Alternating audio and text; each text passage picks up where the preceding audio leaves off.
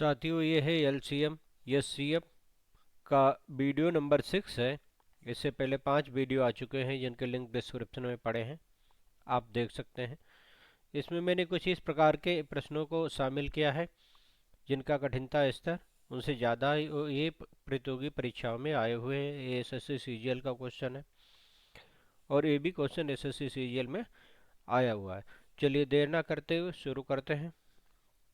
देखिए, पहला प्रश्न है x square minus 8x plus 15 और x square minus 5x plus 6 का एलसीएम ज्ञात कीजिए। तो एलसीएम ज्ञात करने के लिए सबसे पहले हमें इसके फैक्टर पता होने चाहिए। इस पे शॉर्ट ट्रिक का वीडियो मैं कभी बनाऊंगा, लेकिन आज मैं आपको ऐसे ही बताता हूँ। जिसे हम करेंगे x square minus 8x plus 15, तो 15 के फैक्टर हो जाएंगे 3 और 5। तो और यहाँ 3 और 5 जोड़ने पे होता है 8। इसका मतलब इसका फैक्टर होगा x-3 और x-5। दूसरा है, जब इसका फैक्टर करेंगे इसे 2 गुणे 3, और 2 और 3 5 भी होता है, तो इसका हो जाएगा x-2 x-3। हम यहाँ जोड़ते हैं, अगर यहाँ प्लस है तो दोनों फैक्टर माइनस में होंगे, यहाँ प्लस है तो दोनों फैक्टर माइनस में होंगे। अब इसका और इसका हमें एलसीएम निकालना है। तो एलसीएम निकालने के लिए सबसे पहले जो कॉमन है वो एक बार x-3 कॉमन है, तो हमने एक बार लिख लिया। फिर जो बची वो भी लिख लो, x-2 और x-5, यानी कि x-2 x-3 x-5। Option A हमारा करेक्ट होगा। क्वेश्चन नंबर 2 है, दो संख्याओं का अनुपात है 7:9। 7:9 है, जबकि दोनों का अंतर, अगर संख्याएं हम x y मान लें तो अंतर है 10। तो दोनों का मासा ज्ञात कीजिए। तो हम अनुपात का अंतर ज्ञात करते हैं। इसका अंतर कितना आएगा? 9 में से 7 घटाओगे 2। अनुपात के अंतर को संख्याओं के अंतर से भाग देंगे तो हमारा मासा निकल आएगा। क्या निकल आएगा? एचसीएफ। तो 10 को 2 से भाग देंगे तो कितना आ जाएगा? 5। यानी कि ऑप्शन 3C हमारा सही है। अगर हमें मासा निकालना है, संख्याओं का अनुपात दिया है और संख्याओं का अंतर दिया है, तो अनुपात के अंतर से संख्याओं के अंतर को भाग दे दो तो आपको मासा या एचसीएफ प्राप्त हो जाएगा। क्वेश्चन नंबर 4 है, दो संख्याओं का एलसीएम एचसीएफ का गुणनफल। ये दिया है एलसीएम इंटू एचसीएफ, कितना दिया है? 24। फार्मूला होता है, अगर संख्याएं एक्स वाई हैं तो संख्याओं का गुणनफल बराबर एचसीएफ गुणे एलसीएम, यानी कि एक्स वाई अगर हैं संख्याएं तो एक्स वाई बराबर 24। संख्याओं का अंतर एक्स माइनस वाई बराबर 2। तो बेस संख्याएं ज्ञात कीजिए। अब हम देख लेते हैं कि कौन सी संख्या इसे सेटिस्फाई करती। यहाँ x की जगह 6 रखें, 4 रखें तो कितना? 2 मिल जाएगा। और यहाँ 6 गुणे 4 रखें तो कितना हो जाएगा? 24। यानी कि ऑप्शन ए हमारा करेक्ट हो जाएगा। इसे रखेंगे तो 2 तो मिल जाएगा, लेकिन 7 पंजे 35, यहाँ 8 छंग 48 होगा, 10 अट्ठे 80। इसका मतलब ये सारे ऑप्शन कट जाएंगे। ऑप्शन ए हमारा सही हो जाएगा। क्वेश्चन नंबर 5 है, दो संख्याओं का योग 150 है। दोनों संख्याओं का एलसीएम और एचसीएफ क्रमशः 80 और 5 है। संख्याओं के व्युत्क्रमों का योगफल। संख्याएं हमने मान ली x और y, तो x प्लस y बराबर दिया है 150। एलसीएम एचसीएफ दिया गया है, तो संख्याओं का गुणनफल बराबर क्या होता है? अगर है तो एलसीएम गुणे एचसीएफ, यानी कि ये हो जाएगा 180 गुणे 5 एलसीएम गुणे एचसीएफ। अब क्या करें हम, एक है 2, 1/2 कर दो, 1 को 2 से भाग कर दें तो क्या होगा? x प्लस वाई अपान एक्स वाई। यहाँ हो जाएगा 50/180 गुणे 5, 5 10 52, जीरो कट जाएगा। इधर आ जाएगा 1/x प्लस, अलग अलग करेंगे 1/y बराबर 1/18, यानी कि ऑप्शन बी हमारा सही हो जाएगा। संख्याओं का गुणनफल यानी कि व्युत्क्रमों का गुणनफल यानी कि 1/x प्लस 1/y बराबर 18। क्वेश्चन नंबर 6 है, गणित की 84 किताबें, भौतिकी की 90 किताबें और रसायन की 120 किताबों को विषयवार तरीके से स्टेकों एक के ऊपर एक लगाना है। प्रत्येक स्टेक की ऊंचाई समान हो तो प्रत्येक स्टेक में कितनी किताबें होगी। तो इस प्रकार के प्रश्नों को जब बराबर किताबों की बात आए तो आपको निकालना है इनका एचसीएफ, यानी कि 84, 90, 120 का एचसीएफ। एचसीएफ का मतलब वो बड़ी से बड़ी संख्या जो इन तीनों को संख्याओं को डिवाइड करे, तो वो होगी 6। कितनी होगी? 6। यानी कि ऑप्शन ए हमारा करेक्ट हो जाएगा। एचसीएफ कैसे? भाग में से निकाल लीजिए।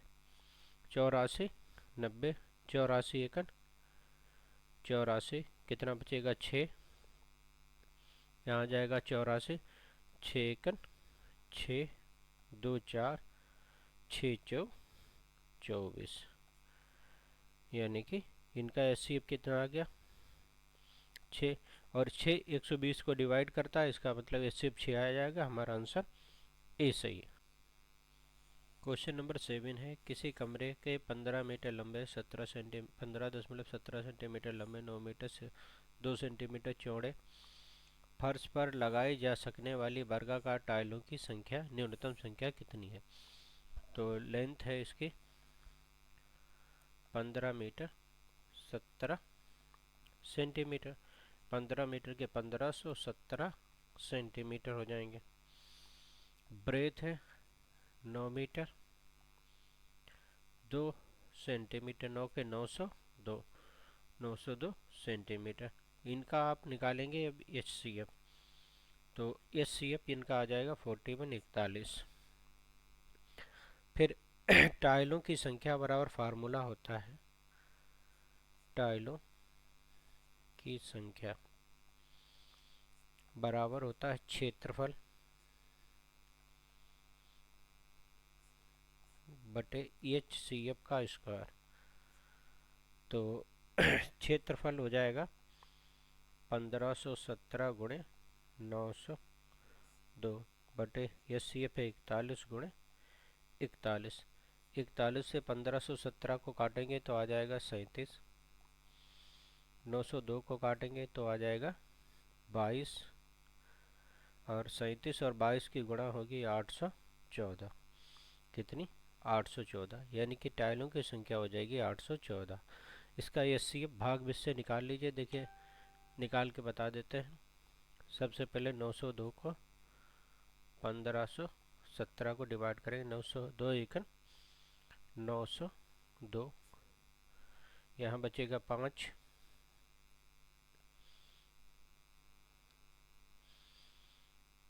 यहाँ बचेगा 1, यहाँ बचेगा 6। 902 यहाँ लिखे जाएंगे, फिर 1, 615, 12 में से 5 के 7, 8, 2, फिर 615, फिर 2 बार जाएंगे। 7 दूनी 14 के 4, 8 दूनी 16 और 1 17, 2 दूनी 4 और 1 5, 574, और यहाँ 41। अब 41 से भाग देंगे 287 को, तो ये हो जाएगा 7 चौक 28 7। तो इनका एचसीएफ आ जाएगा 41। एचसीएफ कितना आ जाएगा? 41। बाकी तो है।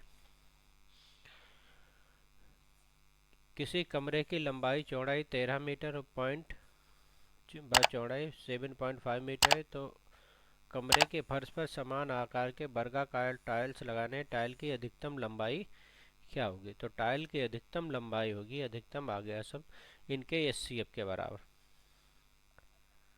13 मीटर 7.5 मीटर का एचसीएफ क्या होगा? वो बड़ी से बड़ी संख्या जो दोनों को डिवाइड करे 0.5, यानी कि आंसर 0.5 हो जाएगा। इसे चाहे तो भाग में से निकाल लीजिए, इसे 1300 लिख लीजिए और ये 750 हो जाएगा। ये सीएफ कितना आएगा? 50। 50 से 1300 भी कट जाएगा और 750 भी कट जाएगा। जब 100 से डिवाइड करेंगे तो कितना आ जाएगा? 0.5, यानी कि आप आंसर एक सही हो जाएगा। 3 टैंकरों को क्रमशः 403 लीटर, 434 लीटर, 465 लीटर डीजल है एक कंटेनर की अधिकतम। जब अधिकतम क्षमता होती है तो निकाला जाता है एससीएफ जो तीनों टैंकरों को नाप सके। 403, 434, 465 का एचसीएफ और इनका एचसीएफ आएगा 31। यही आंसर आ जाएगा। कैसे आएगा?